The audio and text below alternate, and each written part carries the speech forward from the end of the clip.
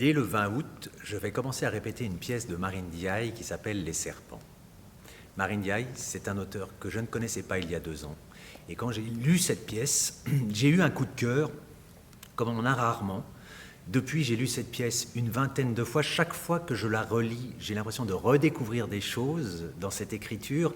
Les Serpents, comme son titre l'indique, c'est une pièce qui est à 2 dimensions, c'est-à-dire à la fois une pièce animale, organique, dans laquelle on sent la chaleur, les sensations, et puis c'est une pièce allégorique, c'est une pièce aussi qui creuse du côté de nos inconscients, de nos peurs, de nos terreurs enfantines, de nos cauchemars.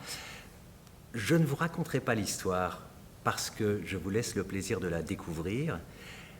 En revanche, je vais vous parler du contexte et des actrices qui vont jouer ce texte.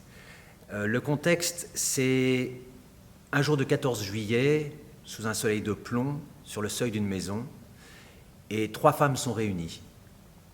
La mère, la femme et l'ex-femme d'un homme qui est dans cette maison et qu'on ne verra jamais. D'où, évidemment, tout ce qui va naître des histoires qu'elle se raconte sur le seuil de cette maison en faisant cohabiter coexister plus exactement, des réalités différentes. Est-ce vrai, est-ce faux? Il y a un suspense qui se développe au fil de ce texte. Et ce texte sera porté par 3 grandes actrices. Hélène Alexandridis, que vous avez vue, je pense, certains d'entre vous en tout cas, dans Yvonne, princesse de Bourgogne, que j'ai montée quand je suis arrivé au Théâtre Olympia. Elle jouait la reine. Bénédicte Cerruti et Tiffaine Raffier. Tiffaine Raffier, vous ne la verrez pas, mais il faut que vous sachiez que c'est aussi la metteur en scène d'un autre spectacle qui sera dans la saison et dont je vous parlerai un petit peu plus tard.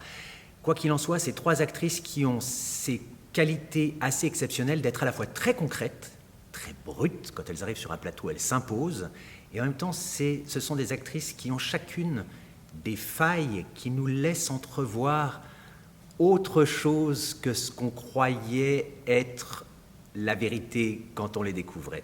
Et donc, du coup, pour cette écriture, je crois que j'ai une distribution de rêve.